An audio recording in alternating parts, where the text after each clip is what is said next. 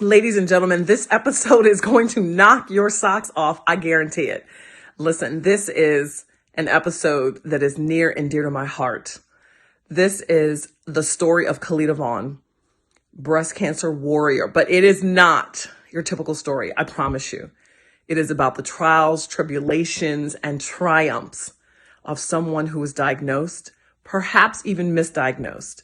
And it's going to talk about specifically inconsistencies in the healthcare system, incompetencies with healthcare providers, and how to truly advocate for yourself. Now, get past the quality of the background. You know, we're all not in our best backgrounds when it comes to video.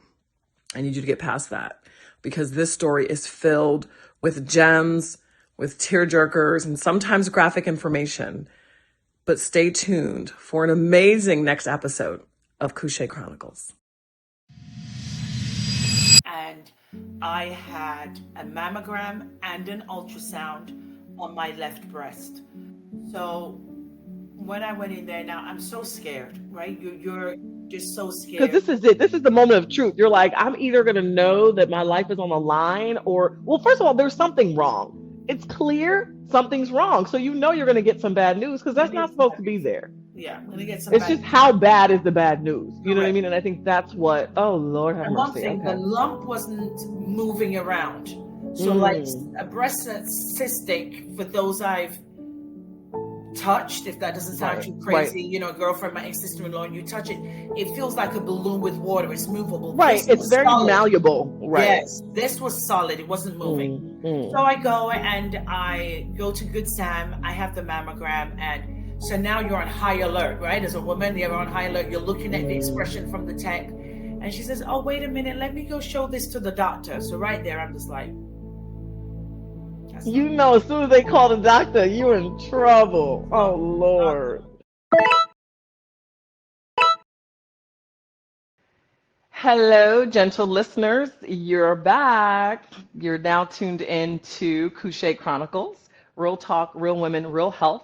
This is a podcast that's empowering women to speak their truth around life and Kushae and all the things in between with no filter and no fluff. I'm your host, Kimba Williams, and I am delighted, darlings, to bring you today's guest. Today we have a special dear friend of mine, Khalida Vaughn, who is going to share an amazing story of trials, tribulations, and triumphs, darling, around breast cancer, her warrior survivor story, and hopefully you find some inspiration just like I have. So Khalida, thank you so much for joining me and welcome, my darling. Welcome to Kushae Chronicles. Thank you so much. Thank you so much. I'm excited to be here. And it is amazing to be alive another day. And I'm excited for this, for you, for the podcast. I love Woo! it. Yes. Thank you, my love. We are using this podcast as a platform to tell amazing stories from amazing women. We don't have to be celebrities to have a story. That's right. Because in my mind, if you have a Kushae, you have a story. Okay? You have a story. We all have a story. We all have a story. We do. So anyway, I am truly inspired by your story. And I happen to be in this story, ladies and gentlemen. I'm not biased, but I happen to be in the story. So tell us a little bit about yourself, Khalida. What's your background? Where are you from? Before we launch into this amazing story. All right. Thank you for having me again. My name is Khalida Vaughn. I was born and raised in England, United Kingdom, England. And I migrated to America in 1994. So I've been here for many, many years. I am, like you, an entrepreneur. I actually went to school because I wanted to become an eye doctor, and I started that journey and graduated university as an optician. I came to America. I had 2 offices in Miami, here in South Florida.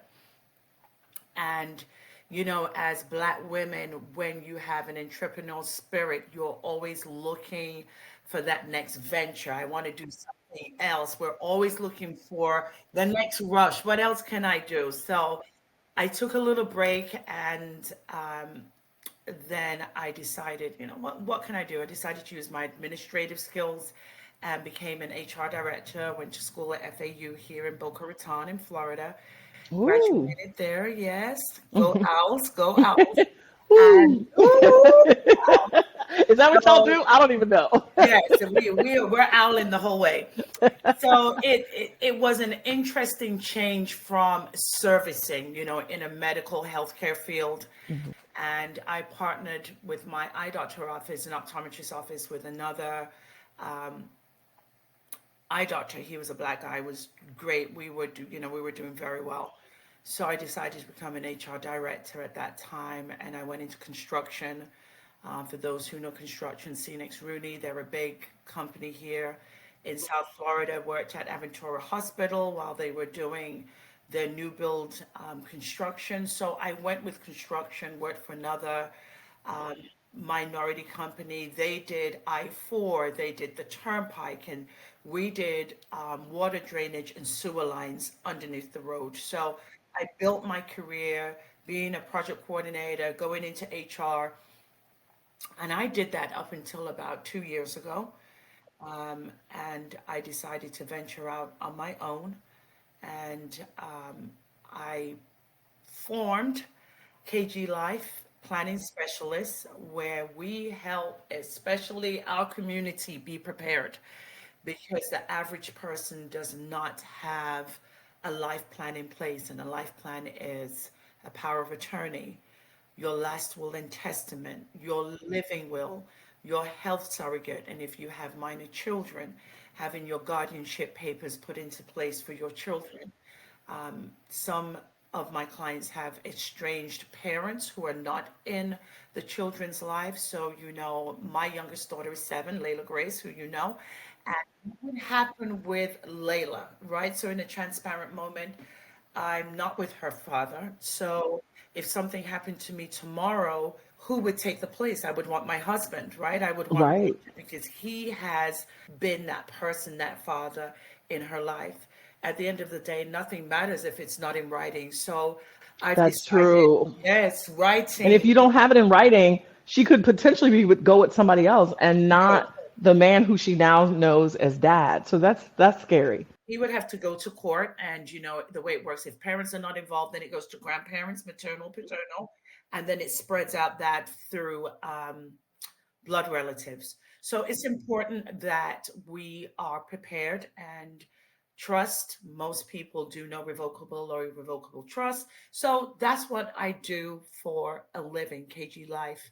Right. So life planning, and like you said, unfortunately, in the Black and Brown communities, We don't think that far ahead, right? We're not thinking of the worst days. Many of us don't even have life insurance. I think life insurance is getting more popular now. So let me give my people credit. where credit is due, they're doing better. But outside of that, we're probably the ones clogging up the probate courts for the most part and not having all of our stuff together. I mean, in a super transparent moment, I just went through a divorce not too long ago, so now I gotta redo all my stuff, and so I've got to get my paperwork life in order.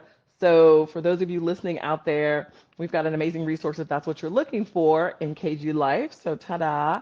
But it's time for us to get things going so that when we leave here, our families are not left with a mess. So now speaking of which, you faced a very life-threatening situation. I did. And what's crazy is that you're in this business of preparing others for the end of times, but you ended up in a very, very, very scary place with your own life. So tell us about what happened there. Thank you. So in March, I'll go back to the ending of February if I can.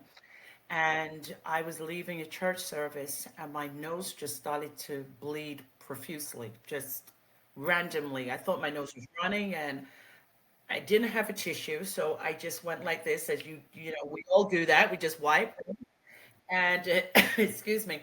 When I wiped, it was blood, and it was Oh, from both nostrils. oh, This was like after 5 in the evening, and I jumped in my car. I was in West Palm Beach, and I drove all the way back home to Lake Worth, and I don't know, maybe like a half an hour drive, and my nose was bleeding the whole way. Obviously, I'd grabbed some tissue at that point, and I was driving with one hand, and I was in a moment of being transparent, like, what the hell's happening here? Like, how could both nostrils bleeding? And bleeding. All right. Do you have no, nosebleeds regularly? Is that something? no, No. I had a Ah, nosebleed back in university. I mean, and I'm in my 50s. I'm a proud to be in my 50s. So maybe when I was in my late teens, I remember right. university having a nosebleed, but Okay, so this is so unusual for you. This is it's not even unusual. something. Okay, so It's you're like, unusual. my whole life is on the line right now. Okay, It's wow. unusual. And I think if I could recall, maybe I had a cold and another little slight bleed.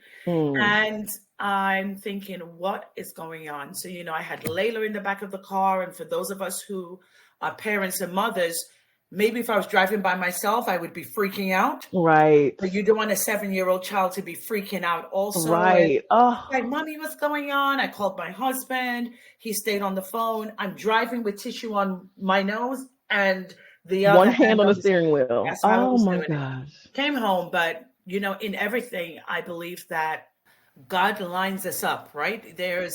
You're prepared because my life is on the go, busy, meetings, clients, and we're just going. I had a mammogram in October of 2023. I came home and it stopped intermittently, but it was still bleeding at quarter to 11 at night. So we're going to go to the hospital. We went to Wellington emergency room, and the left nostril had eased up, but the right nose was just bleeding. It was just a heavy drip.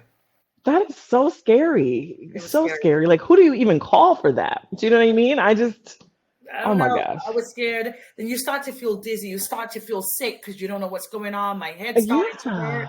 Oh So we gosh. left there about 3:15 in the morning. And what happened is they ended up putting in what is like a plastic tube into my nostril and inflating it, just like a tampon, Like a balloon. It's probably a like a balloon. balloon. Hmm. And it's a rhinoblast, and then they tape it to your face.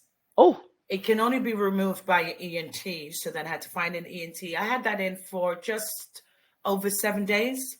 okay. Had it So you're removed. walking around with this thing taped to your face. Girl, I stayed at home. Ain't nobody seen me with that in. Yes, I wasn't right. looking cute. I wasn't looking cute with this And tube, and so this my thing nose is, was swollen and my face just oh, looked swollen. But I want to share this, that I did not realize the importance of inhaling and being able to swallow. We just take it for granted at the same time, yes. right? And I realized, like, oh my God, I'm gagging. I can't breathe. Because the blood was going down your throat. And then there's only one nostril working. And Oh because that my. was clogged, so I was inhaling and exhaling through my mouth. It was Ah, so oh, terrible. oh my But gosh. it leads me to the moment of what happened is that I feel God had to put me in a place of rest. That week while I had the rhino in, I was laying down watching TV in the bed, and I kind of just went like this, just randomly watching a Netflix movie. Right. Well, so describe it, because for those of us who are not going to be watching, what were you doing? You were just kind of rubbing your shoulder, like No, tell I us. just put my right hand over on my left breast, just randomly, Okay. just Right. rubbed the upper quadrant of my left breast, just randomly. And nothing triggered that. I wasn't feeling sick in the chest or breast area. And I think for those of us who are consistent with mammograms and our checks, I think every now and again, intermittently, we may just use our forefingers and kind of just do a little pressing here, make sure everything's Right. okay. Just checking yourself out. Just like, yeah, girl, you And good? if All we right, don't, cool. we should. And if we Right. don't, we should. And it's so crazy that I put my hand on my left breast and there was a huge lump. Huge. Huge. Not a little So, lump where you're thinking, I would say, you know how an egg feels? The mm, eggshell. You take an egg out of your carton. yeah. It felt hard like that. Really? And it probably was playing with it the size of half of that egg, like dome shaped. It felt like that. So in my mind, I said, oh my God. I literally had a moment of time still, like, Kalita, don't put your hand back over there. Oh my God, no. What is that? No, I'm not touching my breast again. And what seemed a long time probably was just maybe all of a minute. And I said to myself, okay, you've got to touch it again. You've got to touch your breast to see really how it feels. And was it there? Was it real? Because you're probably Yeah, like, I they're just like, had a what is that? mammogram. Like, what the hell? What is that? And What's going on? did you never see the shape like in the shower? Or well, I guess, you know what I mean? It's Like, did not you never protruding. see? It's not protruding. Ah, So I'm laying on my back, almost sitting up. in bed. I'm kind of propped up, but when you stand up upright, it's not protruding. The lump is not protruding. So you had to have felt pushed pretty hard to feel it. But because I was in that position, I got to say is that the nose bleeding, I don't know, I doubt it triggered anything, but I was in a place of laying down at the time, Resting a lot. Got resting. it. In that moment, I thought about other women who I've heard of having lumps in the breast, like cysts that have been benign. You know, I had an ex-sister-in-law, and she always had a lot of cysts in both breasts. You know, if you felt her breasts, it was almost like little balloons in there, very small, and they moved around. But I noticed that this lump didn't move. So I was scared. And you can't call anybody to say, hey, I just found a lump in my breast. Because I think most people think cancer. Most people, you think lump in the breast, the mind goes left. I called my husband and he felt it. And, you know, he's Mr. Like, we'll deal with it when we have the facts of what's going on. And he felt it. Okay. So he doesn't get squeamish. He's not going to be No, like freaking out. no Okay. squeamish, no freaking out. Thank God, because I'm the squeamish one. And he's so calm. I know her husband. He's so calm. He's calm. He's so calm. Oh my gosh. He really grounds me. He Right. really grounds me. And just fast forwarding, so I attempted, and I want to highlight this for Black women and brown women. I want to highlight this heavily, how important it is to advocate for yourself and not to be silenced when you don't feel well, and not to be silenced when you feel something's off within your body. You have that right to voice it and to keep knocking the doors until you're heard. So, I'm with Cleveland Clinic. That's my primary doctor. I think most people have heard, or if you're in South Florida, you know of Cleveland Clinic. And I went there and, I said, I need an appointment. Now, in a waiting room full of people, you All the people, men, other women, people, everybody. Right. everybody, you don't want to say, I've just found a lump in my left breast. Right. And I'm freaking out. Can somebody please help me? I'm Like, freaking out. Like, can somebody help me? And it was an older white lady there. And she's like, well, to go to the app to make your appointment. Um, we don't have anything with your doctor for another 2 weeks. oh, And as they got to much as start I making was, space. Sorry, I didn't mean to cut you off, but they got to start making space for like, is this a true emergency? Like, they should be able to triage folks. But should. anyway, that's just me. That's the importance of having somebody at the front desk who can triage emergencies, hear your Mm, complaint. If you don't want to verbalize it, write it on a piece of paper. You got to be forward thinking in those moments. right. So I left and went home and called Roger on the way back home, and it broke me because I'm now I'm not a crier, but I'm freaking out because I don't know.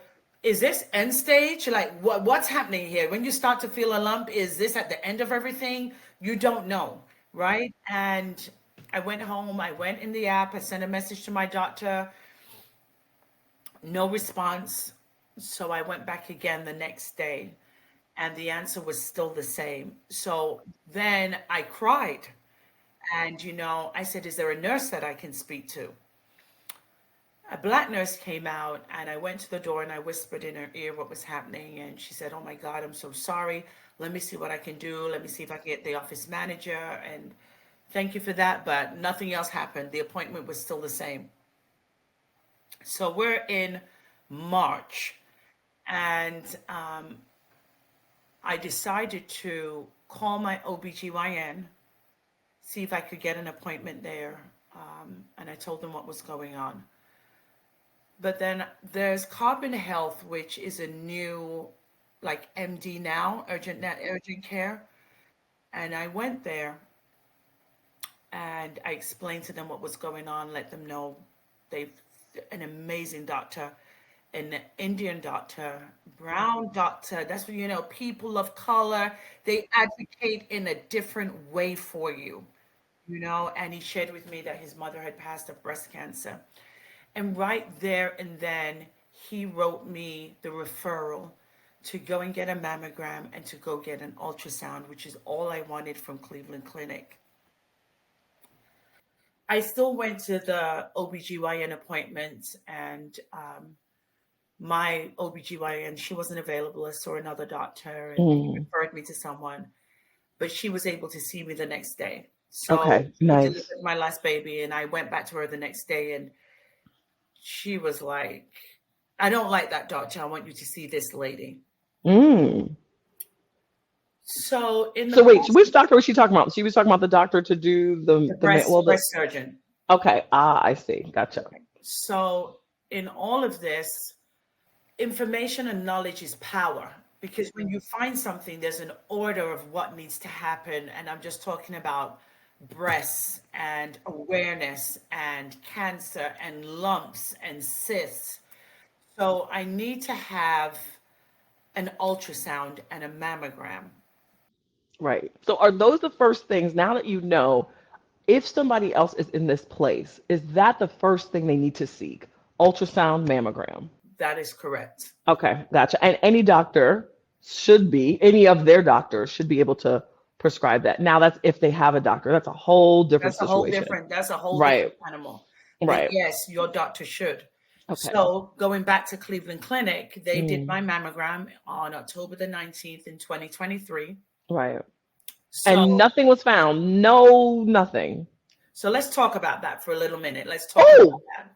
okay. So there's 60% of women in America that when you go and have your mammogram done, you get what I will call a generic letter that says it's Cleveland Clinic, it's Reyes Diagnostic Centers, whoever you go to. X amount of percentage of women have dense breasts in America, and your breasts are dense, but nothing has been found. Everything is good. Follow up in 1 year. In 1 year, exactly. Right? So you receive that letter in the mail. Unbeknownst to us, the radiologist who performs or reads that mammogram results sends a medical report to the doctor, to your PCP, to your OBGYN. That's different to the letter that you receive. Two different things. So you get a letter of results in the mail Right. that So says, what does their letter say? okay, so their letter says, there's a more medical in-depth of how your breasts look. They make recommendations of what should be done.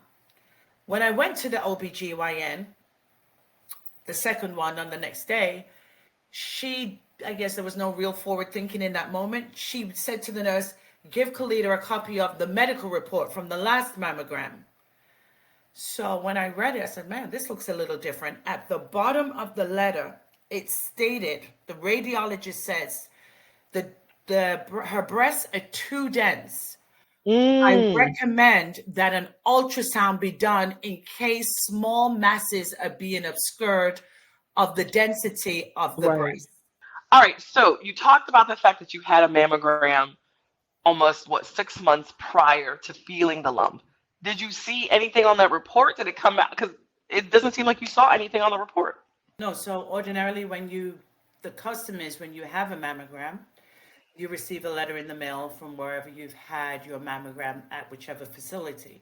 So mine was Cleveland Clinic. Reyes is a familiar place known to many. And that letter came back and said 60% of women in America has breast tissue. And Oh, that's dense, like the dense breast tissue. Right. yes, so that means it's hard, it's cloudy, it's not Mm, clearly visible. mm, So when you have a mammogram, you want it to be as clear as possible. They can see all the vessels. They can mm. detect if there's any masses, if anything's going on. Do you have any Right. fibrotic tissues in there? So mine came back that everything was okay, just dense breast tissue. And that was not the first time I had that report.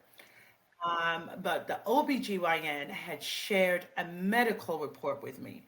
So what I want to alert to us that even though you get a letter, it's important to ask your primary care physician, your OBGYN, for a copy of the medical report from the radiologist. Okay. That So hold up. We get a letter that's different from what the doctor gets, correct. but it's our breast. Like what's happening? So what they're doing is just generating a report to you and saying it It's usually either has two or generic three or it's bad. paragraphs. Right. Correct. But the doctor So, has more. Okay, so whoever writes the script ends up getting the report. So if it's your correct. primary that wrote it, they'll get it. If it's the OBG that wrote the script and sent you there, they'll get the report. So whoever writes it gets the official report, and you're saying we need to go ask them about it. Maybe Yeah, particularly if if you have dense breasts. correct. Okay, so tell me why, because I'm like, why are we not getting this report? All right, here we go. I would say lack of care, because I will not Mm. blame my primary care physician in this moment, because my primary care got a copy of the letter. So did my OBGYN. My OBGYN, so both doctors got a copy of the medical report. This report is written by the person who reads your mammogram, who is usually a radiologist. So the radiologist gave a more detailed report, and at the bottom of my report stated, due to the density of my breasts, they are recommending that I have an ultrasound in case small masses are present and it's not visible due to the density of my breasts. Okay, so did anybody say that? No, the letter doesn't say that. The letter I received did not say, we recommend you go and have an ultrasound. The letter didn't say that, but the medical report said that at the But bottom. did anybody call you to pick up the phone and say, we got your report, it looks okay, but do this? No, so that piece of information went ignored. That went ignored. And I'll take it one step further. So in Mm. the portal, when Cleveland Clinic, when I went back to inquire, there's an area where you have your summaries and your reports. And it's important, again, to be knowledgeable. So I never looked there because I got a copy of the letter that said everything was okay. Right, so you're like, all right, good, I'm straight. But when this lady showed me how to use it on the summary section, that letter was uploaded. But my doctor responded to me and said, everything is okay. Follow up in a year from the mammogram on top of the report. Kimber, So I still went in no, and I screenshot everything. I've got copies of everything. so still nobody noticed that little bit at the bottom. The summary, the recommendations, as it says. I'm already annoyed. Okay, keep going. So, okay, so then I only asked you that because in October, you're feeling a lump February, March. It's not been a year. No one is worried. They're thinking, okay, in a year, I'll check again. We're flying high, living la vida loca, thinking nothing could go wrong between the next time you have to go in. And yet, 6 months later, you've got this hard boiled egg feeling thing in your breast. And the radiologist had an idea that there could be something, but Correct. nobody else said anything. Oh my Correct. gosh. So, to take this moment to say, to ask for that report, read the recommendations from the radiologist, go back to the doctor who wrote it and just have that conversation. Do you have any concerns? Be mindful and intentional of feeling your breasts. Every time you go in the shower, just run your four fingers around your breasts, around your nipple area, and the upper quadrant, which is closer to your cleavage. And know your body. Get to know your body. Because listen, we jump in the shower and we shower and everything's okay. You come out, you dry off. So it's important that we get to know. Wow. Oh my gosh. Okay. All right. So you are now, you've had the ultrasound. When did you get the ultrasound? Or did you get the ultrasound? We've now fast forward to, which may seem crazy to the listeners, but Mm. even with the diagnosis of a lump, where you as a patient, you're in panic mode, right? Because you don't know what's going on. It's not that easy that I'm just going to walk in and I'm going to get an ultrasound. So what happened for me, I got the script, and I didn't want to go to Reyes which is a local diagnostic center here. They have many centers. I kind of had a bad experience with them before. They just were not intentional with their service and their care. So that's how I ended up at Cleveland Clinic. Cleveland Clinic didn't have any appointments for another 2 to 3 weeks, even expressing to them that I found the lump and I have a prescription. You're Right. not And this gonna is just kind of a big deal. yeah, you're not just gonna say, okay, you found the lump. Here's an appointment tomorrow morning, right? This is the problem. Oh my That gosh. didn't happen. So I said to my husband, I'm like, I'm gonna have no choice, but I'm gonna go to Reyes, and Reyes was able Mhm. to see me. Okay. I called, made the appointment, went to Reyes. And this is a breakdown too. When you make an appointment, the question should be asked, when was your last mammogram by the facility, right? And, or we should empower ourselves as women. Are there any images that I need to bring? What do you need in order to ensure that I'm prepared for my appointment? I did not ask that question. So I made the appointment, told them what I found, and we're now at the end of March. I went to Reyes. I sat in there for 45 minutes. So now I'm frustrated. And they're calling me Vaughn, Vaughn. And I'm listening to music. And I'm like, is somebody saying Vaughn, which is my surname? So I Right. go to the desk and I said, did you say Vaughn? And Right. she says, yes, Vaughn. I said, my name is, first of all, Mrs. Vaughn. And you should say Right. Kalita Vaughn. Hello. Vaughn is interchangeable. It could be male and female. And there are men and women in this waiting area. So she says, I hate to do this, but I apologize. We needed your last mammogram, which you didn't have here. Where did you have it? I said, oh, I had it at Cleveland Clinic. What do you think? You can call them, and if you want to come back this afternoon, Come back. yeah, we're going to put you in. So I walk outside. I call Cleveland Clinic, and this is so crazy. Cleveland Clinic had a flood in their diagnosis, and I'm not making this up. Had a flood that week in their department that does radiology, mammograms, ultrasounds. Right. And they weren't able to provide me with a copy of my imaging of my mammogram done in October. At this point, you're like, this can't be real. Somebody's pranking me. I don't know what's going on. This is not okay. In None of those this. moments you want to break, like you're just Break. I would have been broken. The arms would have fell off. I would have been like a little Lego toy, just fell apart. it breaks. But I know we're resilient. So in that moment, I'm like, okay, well, forget Reyes because they can't do anything without the last mammogram. I said to them, can I be seen somewhere else? I'll drive to Miami. I'll drive to Stewart. Right. We can, but we can't fit you in until April the 1st. Now, remember, I found this ending of February, that last Saturday, had the nosebleed the following Thursday, right? So just think about the timeline here. So this is about 4 weeks going on now. Right. So we're now Almost ending a month. of March. Right. So that day, Roger took off work, and we're getting ready to go to Cleveland Clinic. Okay. So But how far did you end up having to go to get the appointment? I ended up going to Weston, so maybe Okay. under an hour from here. Yeah, about a little over an hour. Okay, Yeah. gotcha. While we're getting ready to leave, they call and say, we took a good look at the prescription, and it didn't say on there mammogram and ultrasound. It just says mammogram, ultrasound. It didn't say the L. Now, I took the prescription from the doctor at Carbon Health. Of course, you're not, that's not your job to make sure that the doctor knows what to write. So what was the L about? Like that's the left L side? for left. L for left. You've got to be specific with the breast. It needs to say L or R. L or R, mammogram, and the same for ultrasound.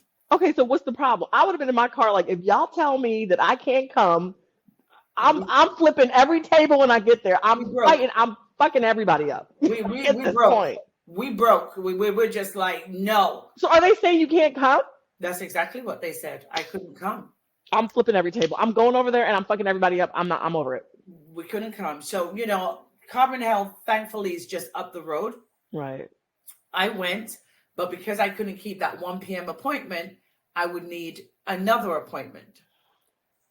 So I went back to my OBGYN the next day. Roger took the day off, went back the next day.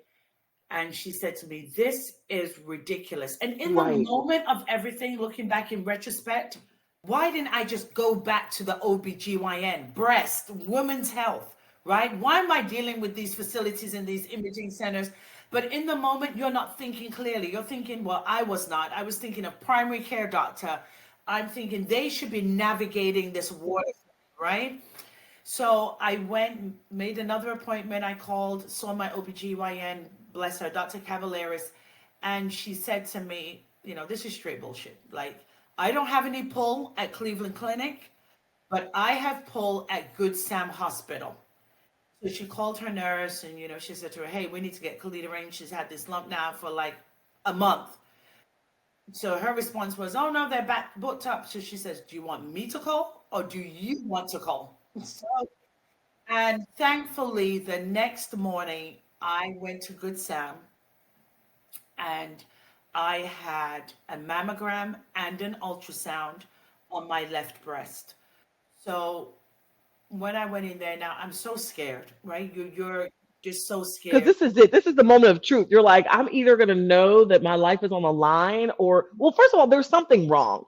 It's clear something's wrong. So you know you're going to get some bad news because I'm gonna that's not get some supposed bad to be news. there. Yeah, I'm gonna get some It's bad just news. how bad is the bad news. You know what I Correct. mean? And I think that's what, oh, Lord have And one mercy. thing, the Okay. lump wasn't moving around. So like Mm, a breast that's cystic, for those I've touched, if that doesn't sound right, too right, crazy, girlfriend, my ex-sister-in-law, and you touch it, it feels like a balloon with water. It's movable. right. This It's was very solid. malleable. Right. Yes, this was solid. It wasn't moving. Mm, So mm, I go and I go to Good Sam. I have the mammogram. And so now you're on high alert, right? As a woman, you're on high alert. You're looking at the mm. expression from the tech. And she says, oh, wait a minute. Let me go show this to the doctor. So right there, I'm just like, that's not. You know, as soon as they call the doctor, you're in trouble. Not, Oh, not. Lord. So she said, get dressed. Let's go do the ultrasound. And after the Okay. ultrasound, she says, don't get dressed. The doctor wants to come in and see you. And I just said, rip the Band-Aid off. Just tell me what it is. At this point, I'm now almost 6 weeks in. Just tell me what it is. And he was very forthcoming. He says, listen, the edges of your mass, and he used the word mass, are indicative of it being malignant. However, that is not defined and concrete until we've done a biopsy. And I'm going to schedule you one for this week. Let's get a biopsy done. It's a journey of unknown waters, and you're scared. And in that moment, I just wanted my mom. I wanted my mom. I wanted my mom to be here, and I wanted to talk it through with her. But my mom's in her 90s. She had a fall like a year and a half ago. She can't jump on a plane. She's in Jamaica. And I'm just like, I felt so lost. I felt lost. You can't pick up the phone, like I said earlier, and just tell people this news randomly because Right. Yeah, because people don't know how to receive that. And then they also don't know what to say. And they don't, and I mean, for all of us, we just don't know how to show up for people yeah, sometimes. Do you know what I mean? And it's not our fault, but it's like we don't know what you need in that moment, yes, you know? And so, and then you're stuck like, who could show up for me? Who knows how correct, to? Who knows what to yes, say? It's awkward on both sides. it's You very know, I awkward. just on behalf of all your friends, like we don't know what to say, y'all. We don't. But well, there's more to this story anyway. There's more to the story. So, I have that done. And Dr. Cavaleris, who is my OBGYN, like I said earlier, said, I've got a good friend and she's a breast surgeon. She is great. She's going to take care of you. So what in the 2-day window, having the mammogram and the ultrasound, I'm going to have the biopsy done at the end of the week. Well, this doctor said, I can see you tomorrow. So I'm going in with the mindset, just going to have a consult with her, right? She's going to feel my breast and let's see what's going on. She feels my breast and she says, I want to do the biopsy right now. And I'm like, can I call a friend? Can I In the call office? in the office? I'm like, can I call my husband? I'm here by myself. I'm scared of needles. I don't want to do this now. I'm like a 3-year-old, like literally. I don't want to do this by myself. I want to call I somebody to come know. with me. I Oh, wanted somebody right. who could Hold hold my my hand. hand. Yes. Yes. So she said to me, don't worry. The nurse here is going to hold your hand. I call my husband. I'm like nose running. I'm crying. I'm freaking out because I'm saying to her, where's the needle going? Like, I want to be put to sleep for a biopsy. I want to be You're like, sleeping. I don't care. I don't know this nurse. She ain't my friend. I want my man. Girl, it's I all want the to call a things. friend. I want to call my husband. Um, Unbeknownst to me, that was a no. She was like, we need to do it now. And I just took a deep breath. I kept my eyes closed. I looked in the other direction, and I will never forget that sound. And if I may make the noise. Yes. What was that? That's the noise of when they've numbed your breast and they're going to extract a part of the mass. It's that knocking noise. That sound from the Sound machine. from the machine. Whatever small device it is, my eyes were closed.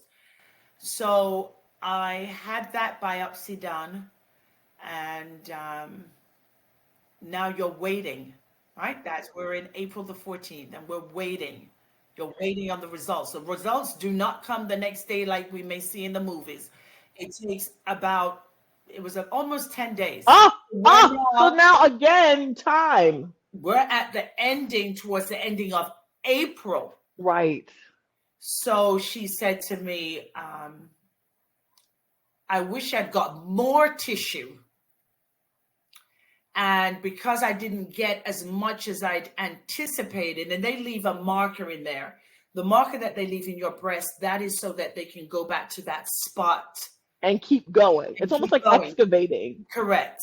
So they dig as much as they can and then leave a little bookmark so that if they have to go back in, they can start digging from that place. Okay. Correct. Okay. So now we need to do a lumpectomy. The lumpectomy is taking out the mass, a larger section, the mass, what's there, that lump. Right. So now this goes to pathology. It's more in depth. This is what tells you what stage your mass is at, your cancer. Okay. It gives more information so that you can determine what next. But wait, the biopsy doesn't. So wait, is this the same day of the biopsy? She's telling you this? This is 2 weeks after, right? After I get the result. 2 weeks later, she's like, "Oh, my bad. We didn't get enough. So now we have to really get the whole thing." We're going to do a lumpectomy. So that was done on May the 15th. So that you can't drive for a period of time. You can't lift up your hand. There was all these things that I couldn't do. She had planned, so for the lumpectomy, you're going to go in for a 1-day procedure. Okay, so it's a hospital. Yes. Or is it like a surgical center? Yes, general anesthesia, the whole thing. Oh, general anesthesia? Oh, yeah, it's general anesthesia. Oh, damn. Okay. Yeah. So she had planned to, if you look in the mirror and you're looking at your nipple, to kind of make the line from my nipple all the way to almost underneath the breast based on the marker. But during the surgery, she decided to kind of do a half a moon shape around my nipple. The hard part, again, was another weight. The hard part is you've got, the bandage, you've got this clear bandage on that you don't remove. It is waterproof, but you're still waiting because now you're like, then I know it's malignant. At this point, you just know what you know, right? If you know, it's. Yeah, because they're doing all of this. They don't do all of this if it's okay. So something's wrong, and they just don't know how wrong. And that's scary. Correct. So I went back in for a follow-up, and she says, while you're here, let's do a genetic testing. And I'm going to be real. I was trying to spit because I thought it was going to be blood. There was no saliva coming out of my mouth because you're so scared. It's just the craziest thing. I'm trying to gather saliva in my mouth to spit in this tube. My mouth was dry. And you're like, I ain't got it. So I said, there's nothing there. There's nothing there. So she goes, come on, you got to work besides your glands. So I'm rubbing my glands. Are you kidding? Where are the glands? I don't even know. Behind your ear? Here, just like behind your ear, down here below. Now you're praying for your glands. Like, come on, bro. Like, we got enough to do. I'm like, in Jesus' name, bring forth saliva. So why couldn't they do blood instead? Like, if you don't have the saliva. That I don't know. Because your blood has everything. It tells every. Come on now. Come on now, medical centers. It's crazy. So I did that. And let's drink our water anyway in honor of the saliva. In honor of the saliva. My water cup is here. In honor of the saliva. So I did a genetic testing. That genetic testing, many people are familiar with, like Angelina Jolie, to find out if you're carrying the gene. And if you are carrying the gene, there's different levels. It's called BRCA. That could you pass it on? How disruptive is the gene that there's a likelihood that you could pass it on to a daughter? What's the likelihood that it could be disruptive, and there's a reoccurrence that if everything comes back positive, you would get it again, right? So that was the little bit of spit that went in that tube. You're- So oh my gosh, girl. in all of that, there's moments of loneliness Mm, and where you think this can't be happening. Like, what's happening? How is my life? You start to churn.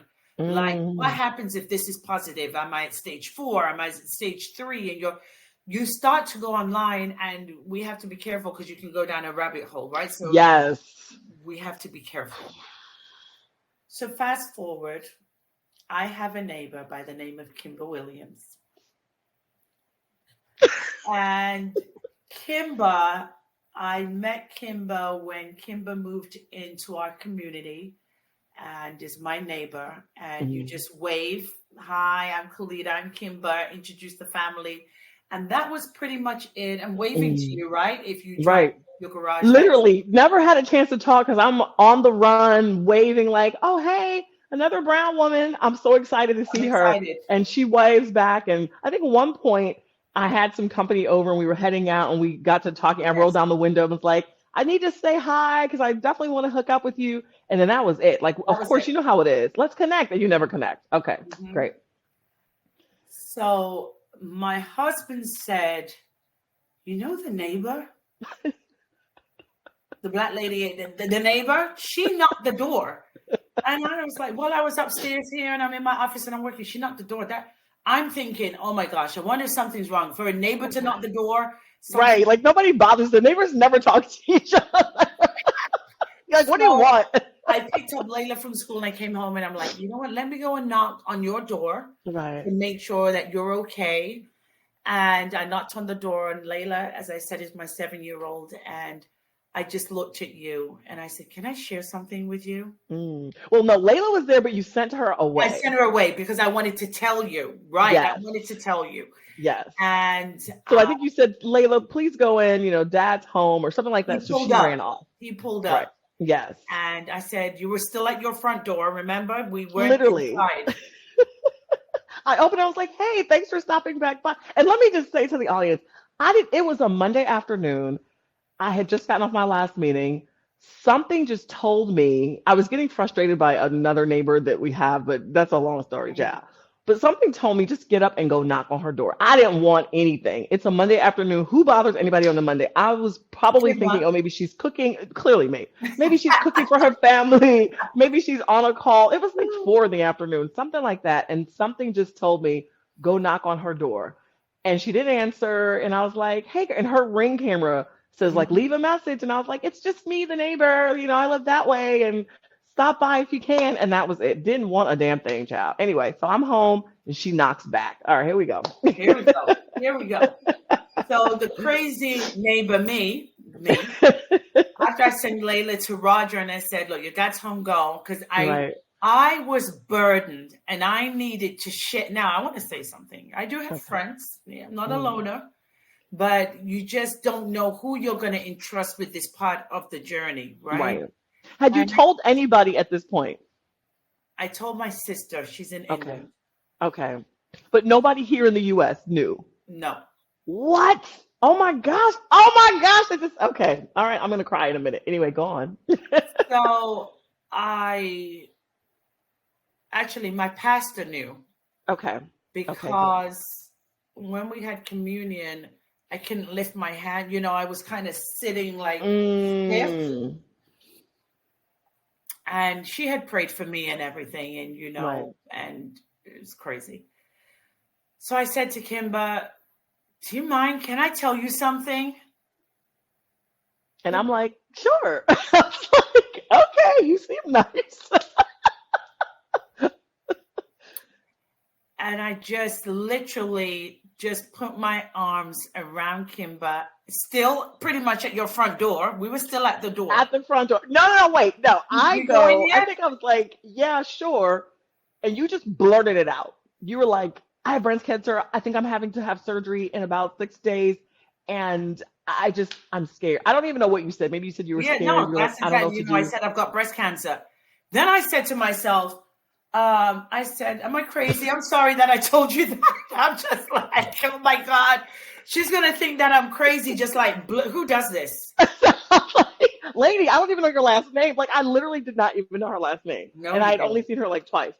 But I remember, and I always feel this divine presence when there's trouble. But I remember feeling such peace for you. Like, I wasn't afraid for you. There was no fear. I wasn't like, oh my gosh, this lady's not going to be here. I literally got this wash of peace. And as if a voice, God was saying, everything's going to be fine. And Mhm. all I could do was put my arms around you and I said, I have wine, come Yeah. inside, Mhm. I can help you. Mhm. And that was it. Like, oh, I got goosebumps. Okay, go on, child. It's, it's, you look back and it's such a surreal moment that I wanted my mom, I wanted a hug. Now, my husband hugs me and everything, but there's a Of different hug course. from a girlfriend. There's a different hug from a mom. Right. It's, and it was just crazy. And I got the hug from Kimber. And I just want to say that I respect you. I honor you. I love you as a strong, strong, Oh, strong Black, brown woman. I oh, tell you, Kimba is my angel. I don't know ah, about anybody else, and I don't have to share her. But in that moment thank of you. need, Kimba, you were there for me, and we went in, we had wine. But I Mm, want to take it a step further and share with your listeners that Kimba, you could have chosen to just listen, right. right? And listen and be a shoulder, and I could have left. But you decided to act and advocate for me. And you're like, I said to you, are you in pharmaceuticals? Like, what do you do for a living? So let's get to know each other after I just told you I've got breast cancer. Literally, it's like, okay, now what's your name again? What's your name? What's your last name? And you told me about Oh, Kushae and you told me about your business partner. And Kimber picked up the phone and mm, made a call. That was just amazing. Even though you were saying the doctor may or may not answer the call, you're not sure because she's busy, but God had it so, and she answered. And she provided me and equipped me with information and questions that I should be asking. And I pulled up my report. Do you remember? And cancer is estrogen fed. And she was telling me if it's estrogen fed and it's 99% estrogen fed, right? Because I'm premenopausal. right. So having not hit the menopause, I had blood work done. I'm nowhere near hitting menopause at 54. God knows why. I don't know. But I don't You're know. like, somebody, please. Okay, that's another That's another situation. story. Anyway, so she equipped me with the information and the questions talking about possibly removing my ovaries because it's Right, feeding the cancer with right. estrogen, right? So all those questions, research, Kimber sent her my reports and she looked at it and she gave me the advice. And again, much thanks. Much You're thanks. so welcome. You're so welcome. So just real quick for the listener. So this, and you guys, we filmed an episode with Dr. Barb. So if you haven't seen that already, go check out the one with Dr. Barb. But Dr. Barb is an OBGYN. She's board certified. But not only that, she is one of my closest friends. And she's also a breast cancer warrior survivor. So the fact that she has lived in both places from a doctor's perspective on one side of the table to the, victim of cancer and then becoming a survivor and a warrior on the other side, she has such a beautiful perspective and knows how to handle and show up for women who just need advice. And everybody doesn't have a friend like a Dr. Barb that they can call and be like, I need you to put your doctor hat on, or I need you to put your sister girl hat on, or I need you to be both. And I knew in that moment she was who I needed to call for Kalita. Like it was just like, girl, I'm about to call my friend. Like we're not even playing around. We're gonna get shit done. And Dr. Barr was like, let's talk. Where's your report? Let's get it out. Go pull it up on your phone. What is it saying? Da da da da. Here's what you need to do. And then she started questioning the advice of one of your physicians. Because tell the audience, you got advice that you needed to remove both breasts, This like is almost the immediately. this is the pinnacle part of the story. We're approaching the top of the Oh, mountain. oh, oh. So I'm Dr. excited. Bob started to question So after the lumpectomy, we skipped a little bit, got the results back, and I was going to be scheduled for a double mastectomy. So real talk, I just got married 1.5 years ago. I'm like, my God, I'm going to be removing my breast. I just got this man. Like, he likes these boobs. My breasts are going. He loves my breasts, and I love my breasts. Right. I like them too. I mean, thank you. They're quite nice. So my breasts are going to be gone. I am like boo-hoo crying that what's going to happen? How am I going to shower myself? I'm going to look down, and I've seen these 40 double Ds for my life, and now I'm going to look down and I'm going to be flat. Am I going to have implants? What is this? What's happening here? Right. And she questioned why the doctor was going to schedule me for a double mastectomy. So now, as you can imagine, thinking about, we're now in the beginning of June, I was scheduled to have my double mastectomy. So we held it off based on questions from Dr. Barb. And I reached out to Sloan Kettering in New York. And that's a blessing that I have with my husband's insurance, that you can have that second opinion. Exactly. So wait, hold on. So I want to make this clear. So Dr. Barb was the one that came in and said, something seems a bit off to me, both professionally and personally. Right. Yes, she did. She said, you know what? Based on your reports and everything that I'm seeing, all this data, you're sort of out of the danger zone. You're not going to drop dead from anything much unless you get hit by a bus. It's not going to be cancer tomorrow or even next week. And she pleaded with you and said it would behoove you to find a second opinion. Correct. Because what your doctor is suggesting, a double mastectomy in less than a week, correct, is I'm not feeling good about it. I'm not feeling good about it at all. And I was like, and of course you don't know Dr. Barb. You barely know me. You didn't know any of us. Really? What was your last name? I don't know Kimba. It's just my angel. Literally was like, I mean, I guess. So I was like, you don't need to trust her. But I was like, I'm telling you, she knows what she's talking about, and just find somebody else to give you a second opinion. And so that's where the beauty of Sloan Kettering and the opportunity to get a second opinion came in. Okay, so go forward here. So Sloan Kettering, like Dr. Barb, agreed with the diagnosis, but they did not agree with the type of surgery that was going to be done. Boom. Right? So Dr. Barb was right. She was right. She didn't agree on double mastectomy. They didn't say no to the double mastectomy, but they said no to the type of procedure. So I was scheduled to have a Goldilocks procedure. So what a Goldilocks procedure is, for those who don't know, it is a double mastectomy. You are taking off both breasts, but they leave tissue, your skin, and they form breasts, not going to be a 40 double D, and it's with nipple sparing. So they take off the nipple and they put the nipple back on. And as that doctor would say, you're going to have two perfect little boobies. And I'm like, I'm a Black woman. I'm over 200 pounds. I'm 5'9". I don't need no bikini size 30 double A. Like, you don't need no mosquito bite? No, man, we need melons. I need melons. Two perfectly shaped melons. Cantaloupes. Okay. I said, can't you take the fat from my stomach? I got a lot down here. And just do like what they call a flap, where they're taking the fat from your stomach and then they're kind of fashioning that. Correct. Right. She said no. She was totally against that. And I want to say that in between all of this, my genetic test came back positive that I was carrying the gene. So we had canceled the surgery. Rescheduled the surgery, and I got medical clearance, have my blood work done, make sure I was healthy to go and have a different type of procedure. So you're under longer than a lumpectomy, right? A lumpectomy, you're there for maybe about an hour. This is now going to be a longer procedure, doing the double mastectomy, and that was scheduled for Friday, June the 28th. So after Dr. Barb doing some more investigation, I found a doctor by the name of Dr. Rimmer. So Roger started to do research with doctors, breast surgeons. Rimmer's name came up. I called a friend, and she said she works at a local police department. And she said a coworker of mine had a double mastectomy by this great doctor, Dr. John Rimmer.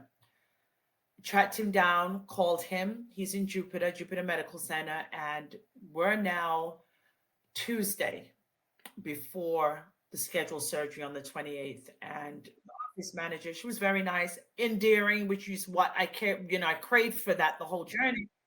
She says, I'm going to tell you up front, there's no way, today's Tuesday, I cannot get you in Wednesday or Thursday before your surgery.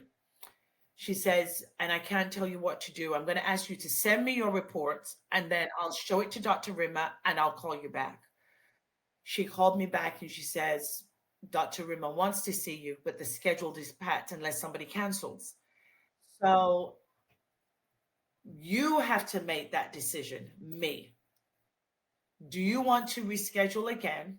The surgery To see Dr. Rimmer, or go ahead and then maybe see him afterwards. And I was crying. And then, the voice of God is saying in my spirit, in my mind, in my heart, cancel the surgery. I'm crying because I'm scared.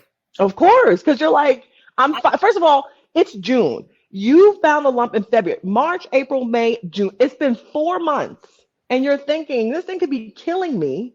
I have the ability to take it all off, but something is asking me not to do that. And I'm sure this is the freakiest crossroads that you're having to face. It's like, do I save my life now or do I delay it? Who nobody wants to do that. Correct. OMG. Okay. So when it comes to mastectomy, the guidance from the medical doctor is, when you take them off, you don't have to deal with it again. You don't need to go and have any more mammograms. There's nothing to ultrasound, so you're done.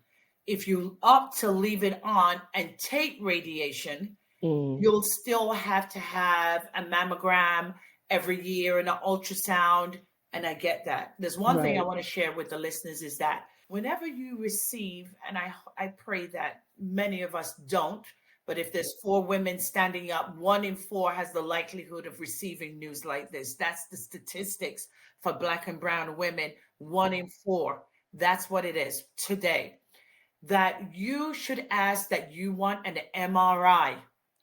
You have a mammogram, you have an ultrasound, and if the results are coming back inconclusive or it's indicative that it can be cancer, you should not have surgery before you have an MRI with contrast to show up what's going on.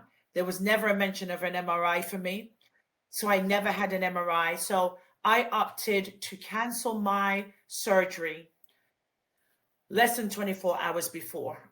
I got charged a lot of money for doing that.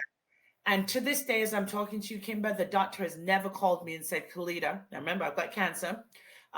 What's going on? Why have you canceled the surgery? Are you alive? Are you okay? Nothing. And I canceled it via email. Nothing. So I saw Dr. Rimmer the Tuesday after the 28th of June, and Roger took off another day of work. Bless him. Bless his heart. This husband of yours. With me. And we got worked up. They went through everything. And I want to say along the way, this is a very critical part, that the doctor who was scheduled to do my mastectomy said that I needed to see a genetic doctor because now I'm tested positive for the BRCA. And I called this doctor. Her name is Dr. Connie Murphy. I called her. They said, we're sorry. Dr. Connie Murphy is not taking any new patients anymore. She's booked. You can go online to this genetics website and choose anybody. And I went online. I mean, you're just inundated with people from across America. And how do you know to choose who? Like, I want to see nobody online. I want to see somebody in person in that office.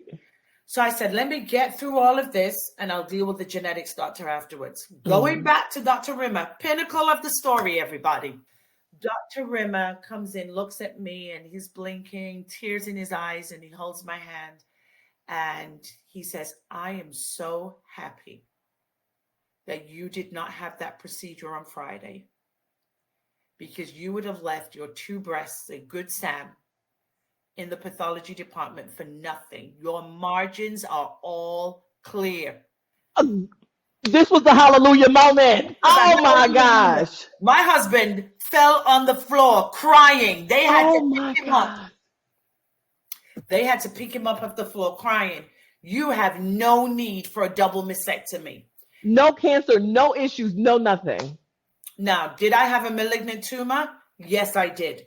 But because they removed the mass from the lumpectomy, Right. they do the margins. The margins are the Mm-hmm. areas around where the mass was sitting. So Mm. some people, that cancer spreads into the lymph nodes, like under the arms. It Right. spreads, and then they have to have lymph nodes removed too. Mine did not spread into the lymph node. It Thank was God. contained in that mass. So Thank when they God. removed it, the margins was clear, showing that there was nothing else cancerous around the Mm. area where it sat. Hallelujah. Hallelujah. Okay, so it's basically like you put the egg in some dough, and then you just literally take the egg out, and Put it everything's together, fine. The and dough everything's is fine. Nothing's correct. contaminated. Nothing. Correct. So unbeknownst Oh, to the naked eye, you can't tell unless you have an MRI. And he asked me, right, where's your MRI? So that he could do a comparison of what it looked like then when I first found it and right. now. He was like, you were going to have an MRI without a surgery without an MRI? And everybody was okay with that? He was saddened. And I want to say that Dr. Rimmer is a Caucasian doctor, but he is so concerned of the mortality rate of Black, brown women. And we are undeserved and treated so poorly when it comes to diagnosis of breast cancer. So I had an MRI scheduled, but I've had, after everything I've gone through, a lot of fluid retention. So my MRI came up inconclusive because of the swelling in my breast. I'm on lymphedema treatment. But a kicker to the story is while I was in there and he said, I see your genetic testing. I'm going to call my best friend. And guess what his best friend's name was? Don't do it. Dr. Connie Murphy. The same lady who couldn't Won't see he you. do it? Won't he do it? Yes, he will. Won't he do it? So he Woo! texted her and he was like, Connie, it's John. Answer the call. Call back. I got a free consult. We went through everything. And now that now that I'm at where I'm at, I'm going to be scheduled to see Dr. Connie Murphy to talk about my genetic and what that looks like for me and my two daughters. Right. Won't he do it? She made an exception. So I said, when God lines you up, the nose bleeding, the breast surgeon, not to have that breast surgeon, Dr. Bob, threw the spanner in the work, reached out to the neighbor, came and knocked the door, got with Dr. Bob, and it just works out. And to trust the process, advocate for ourselves. I do want to share that I did have 6 weeks of radiation, and that's because it's still, the cancer can be minute, lying in the chest cavity, the cavity, and just waiting and just waiting in there. right? So I opted to have the radiation, and I want to share that it has been brutal. So radiation is not fun. It's not fun. You lay there. It literally takes, you go for mapping. Mapping takes about an hour, where they put 2 tattoos on your left and right side, kind of adjacent to your breast. And those are the markers of when you have radiation. And they map your breast of where everything, the laser beams are going to be lined up. That's called mapping. That's invasive. You don't feel anything. Everything's okay for your mapping. You're laying there. They put a camera on your stomach. You then wait about a week, and then you begin your treatment. You go every day for radiation. Some people's treatment are 30, some are 21. Everybody has different. I had 21 treatments. Every day for 21 days? For 21 days. And I didn't know you were going every day? Every day. I drove to Jupiter, an hour there and an hour back. And the third week, I got so sick. My body felt like it was shutting down. I had a cold. I had a cough. I had to go on antibiotics. And when I was finished, I feel that the radiation caught up with me. And everybody's different. Black and brown skin, we're all different. Some people have turning of the skin, color gets discolored, gets dark, it peels, and some people don't. I did. So under my arm, the skin is... It's trying, baby. It's trying. It's going to come back. It's trying. The breast, to be transparent, a lot of people have questions like, what happens when I have radiation? What do I do? How does my skin feel? Kimber shared with me from Kushae. They have a balm, and I would suggest to get the balm. And I'm not going to be one-sided. I tried Aquaphor, I tried natural aloe that I have growing out there, but Aquaphor is very thick and it's very sticky. And it's more like a Vaseline as a barrier for like water, right? So you put your clothes on, they're gonna get greased up. Clay is very thin. The balm is thin. It's very light, but still is absorbent to for your skin. Do not put the balm on before radiation because you Mm. have to go for radiation with nothing. Like dry skin, Dry skin. almost like the mammogram. No lotion, no creams. Correct. Okay. Correct. And while you're going through therapy in this journey, do not use aluminum-based deodorants. Mm. So we have to be very careful of what we put on our skin. I caught an infection, unfortunately. I used the balm everywhere. Um, Coming down to the end, I feel transparently if I had to do radiation for another week, I wouldn't have made it. I, I wouldn't have made it. I don't feel like I probably would have to have somebody drive me back. But along my journey, I decided to turn around and turn these lemons and lime into helping other women. I'm on a Facebook group. There's over 12,000 women on there. And every day, everybody has questions. There's never enough helping hands. I decided, my pastor told me back in 2017, don't worry about anything. The provision has already been made for your life. I met my husband in 2019. I got diagnosed with cancer in 2024. Kimber knocked my door in 2024, the provision. Oh. So, I named my new nonprofit organization Angels of Provision. Mm. Oh, I have goosebumps. Oh my gosh, I have goosebumps. Yes. Wow. So Angels of Provision. And why that name? It's a beautiful name. I love it. But why that angels, name? because angels were placed into my life without asking, right? Angels are present. Angels come to your rescue. Friends are people who you form relationships with, whether you've known them through your childhood, co-workers, colleagues. But angels are who comes in a supernatural way. Dr. Barb, yourself, my pastor, everything, friends that you then open up and you share to them, they came in a supernatural way along my journey. So angels, and I use the word provision from what the pastor gave me in 2017. We are going to provide for women faced with breast cancer. We are advocating. We're helping you with knowledge. We're going to connect you to doctors in your area. There are many women out there that can't afford a copayment. They pay a copayment and then they can't afford the medical bill. So we are collecting money to help offset those costs. Don't worry about that. You need an Uber to chemo, you need an Uber to radiation, we got you. There was a lady at my radiation, and I left the postcards there at Jupiter Medical Center. And she said, I don't have breast cancer, I have lymphoma. But can I be a recipient because I need help? And that moved me that I can be an angel for somebody else, That's right? So true. we want to collect funds and have beauty products in miniature versions go into angel boxes, being Mm. socks, balms and everything that you may need. A journal. My daughter's school is going to write in-kind cards from the children in Yes. October for those who are faced with cancer. And Jupiter Medical Center are going to feature me in their Breast Cancer Awareness Month. Woo! Which is coming up. So Yes. regardless of when you all are hearing this, she is already being celebrated, and it's not even been a year. Actually, this will be the anniversary of when you had the first mammogram, right? The In original October. mammogram. Yes. Oh my gosh. So what a 360 moment for Yes. you. And let me just say that I am so honored and so humbled that God used me in Yes. ways that I had no idea that I would even be used. So it's a blessing and it's a pleasure to now. So now of course we're besties, clearly. Yes, we are. Letting the world know, Kimber and I. Kimber It is what Williams. it is. Yes, yes. We're joint. We're joint We're together. joint, and I am going to be on the board of Angels of Provision. I'm Yes, so happy.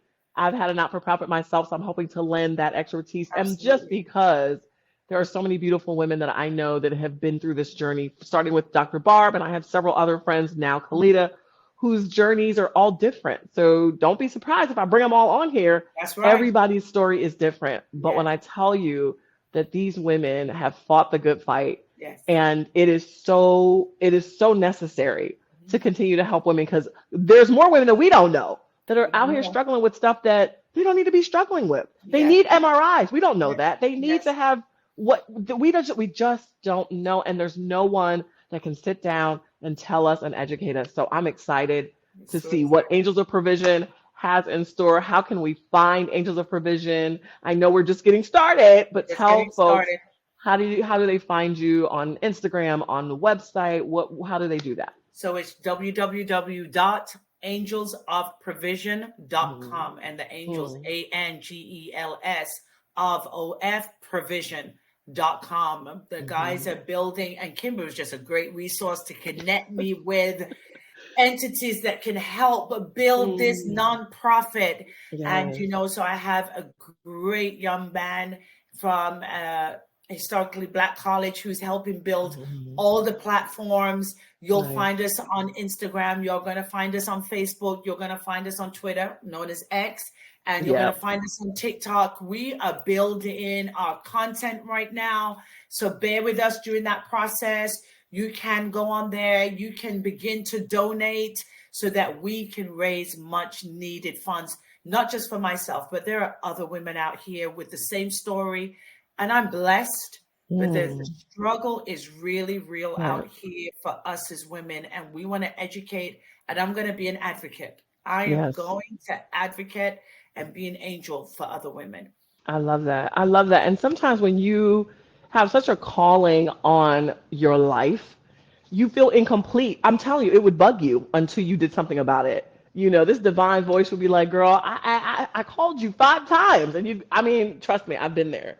And I'm just like, keep putting God to voicemail, like, just leave me a message. I'll be back. But when it's time, it's time. And sometimes you have to go through the ringer in order to kind of come out victorious and realize that that victory is not of you, but it's of something bigger. And so I applaud you for being courageous and taking this responsibility on, because it's a big deal. And hopefully we can continue to save other women and to help them and to support them and to love them the Yes. way that they deserve. So I'm excited to be an angel, Yes, you are and an angel. I want to be angel, another angel to somebody else. So Yes, right, right. We're going to pay for it. And, I want to say that there are a beautiful. lot of breast cancer awareness foundations that's out there, and I applaud all of them. And we are just joining this fight, making a difference. There's a woman, a recipient that needs a lift chair right now. So the need, because she cannot walk up and down the stairs. So the need is great. There are many women who want beauty tips. So if anybody's out there that want to help and come on a live or recording and share tips, women still want to look beautiful. Eyebrows have gone, lashes have gone. We're going to be donating wigs for those who have lost their hair. So we're looking forward to making some great leaps and some great strides. I'm so excited for you. So obviously I'll be a part of this journey. Yes, you are. And if anybody is interested in supporting Angels of Provision, there is an opportunity for you all to donate. Of course, we are a 501c3 organization. Mhm. So you will get a not-for-profit letter in the mail so that you can have a little tax benefit. But outside of that, if you are so moved to support Angels of Provision, we would love and appreciate your support. So certainly visit the website, click on that donate button, and all of your proceeds will be certainly put to an amazing cause Thank of what Kalita explained. So thank you all. So we're going to wrap that main segment. Thank you so much, Kalita, for sharing your story. I forgot all the extra details. I just remember you coming in the damn door. That's about I did. Not kid.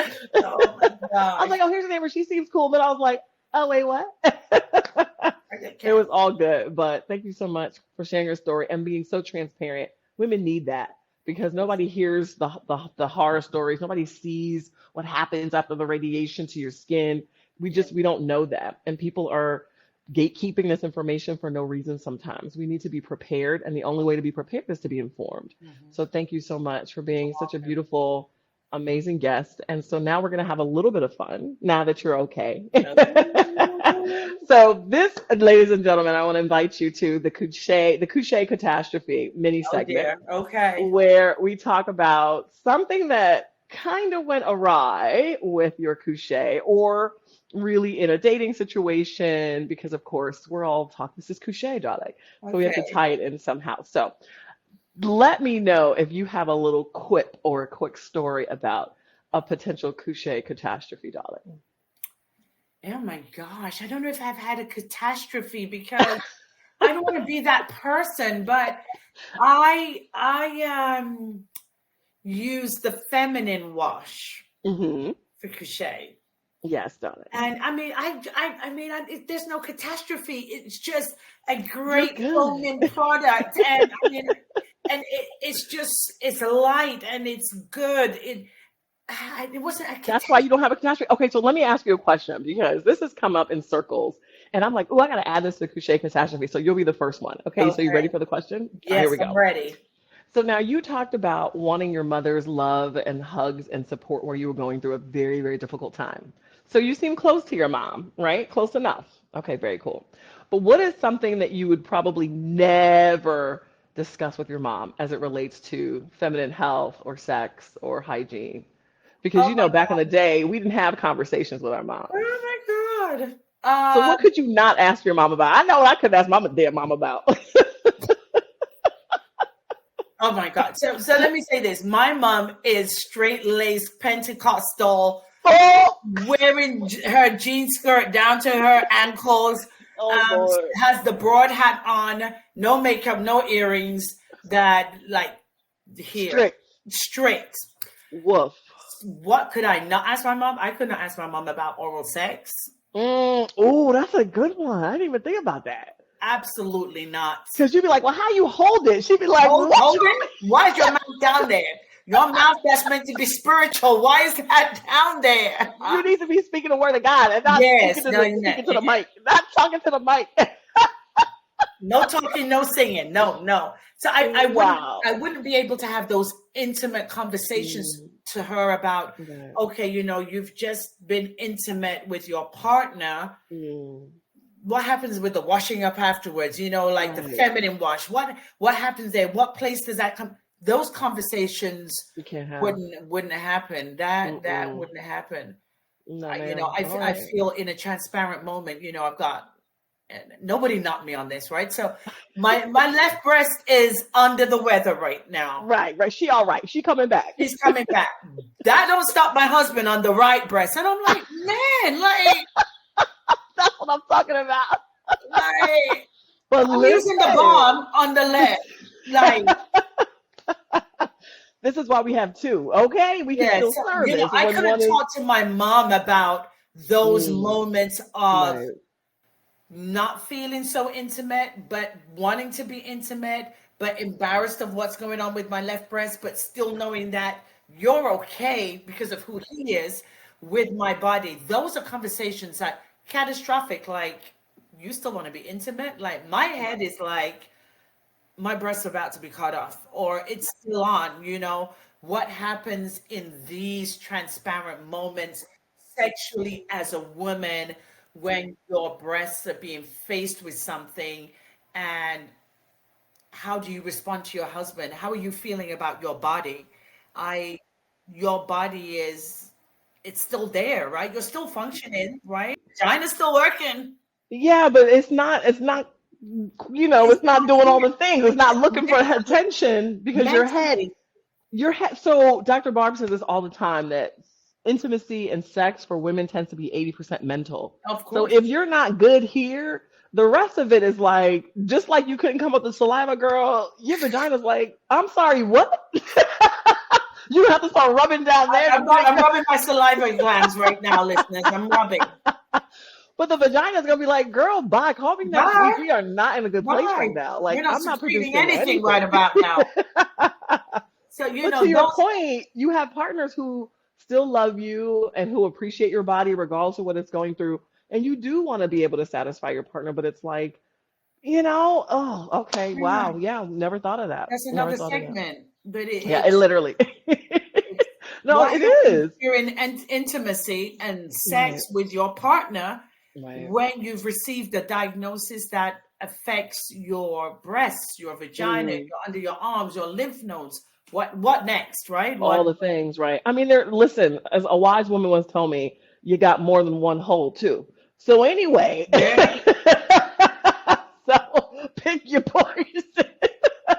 Pick your place. Pick your place. But it can be stressful for women. It's Yes. kind of like I'm sitting here trying to survive, but I also want to do, the things that I know will satisfy my partner. So it's a very I didn't even think about that. It's a rough place to be in. And who the hell are you gonna ask? Like My nobody. You know what I mom. mean?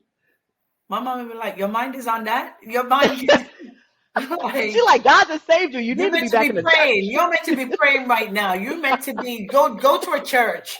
You're meant to be on a 21-day fast for a Right? healing miracle. Yeah, Oh my like gosh. Like, yes, Ma, come on now. I get that. We're doing that also, Mom. Don't worry. Don't yeah, we're don't doing don't that hate us. too. We're doing that too, but we're still women and we still gotta live our lives. That's why So, these okay. conversations are important of Right. being open and having people that can be just transparent to say, I told you before that I was crying like what's going to happen here? My breast, it affects relationship. It affects your mental state of being. It can affect your relationship depending upon your partner. Some are understanding, some are not understanding, some are tolerant, some are not tolerant, some are patient, some, Roger takes out the Kushae bomb, bless his heart. And let me tell you this before I go. He wanted to a moment with Kushae. He wanted to rub the balm on my breast and my nipple. And I was just like, it was a moment of, do I want you to touch there? It's it's just so crazy. But it was his moment of connecting with what's going on and saying to me that no matter what's happening, I still got you. I still got you. And he took the balm out and he rubbed and he massaged and do you feel better? And he put the gauze on and I'm in this Dawn sports bra every day Oh, apart from when I shower, like I got compression socks on. right. Oh Lord. Girl, it's a whole thing. But men want to provide. Yes, They let them are in. naturally providers. They make Let them in. provision. Yes, let them in. Let And them so in. let them in. And so I applaud Yes. you for letting him in because then they start to feel shut out. And then Yes. I think that's what causes a spiral of like, For she doesn't sure. appreciate me or she's taking me for granted or she doesn't want me around. Mhm. Child, let them in. Let them Let see them the, in. the bangs and the bruises and all Yes. the things. Because if not them, then who? Who? Ain't nobody coming, child. Ain't nobody Nobody coming. coming. I'll go knock on Kimber's door. I know Kimber. I would do it. I'll be like, yeah, girl. Hey, Here you go, girl. There I you need go, I girl. need an angel, Angel Kimber. So I've been there. I've done that. I talk about vaginas and boobs all the time. I got you. yeah. But I think Roger is doing what he was meant to be doing, which is Yes. your at home angel, which is a beautiful thing. Yes. So thank you so much, my love. Thank you for sharing. Don't tell your mama to listen to the episode. Oh Okay, my tell God, her to cut my off when mom. we Oh my finish. God. She'll fall out. What was that She'll be lady like, saying? Why was she asking you about sex? she'll be like, it was great until you got to the part about oral Yeah. sex. Why would she ask you those questions? I thought that was your friend. We love you, Mom. Anyway, my love, We love thank you. you so much. This has been You're welcome. amazing. And again, thank you, gentle listeners. Tune in Yes. next time for an episode of Kushae Chronicles, where we empower women to tell their stories of trials, tribulations, and triumphs, one Kushae at a time. Bye, my love. Take care. Bye. Thank See you. ya. Bye Bye. bye.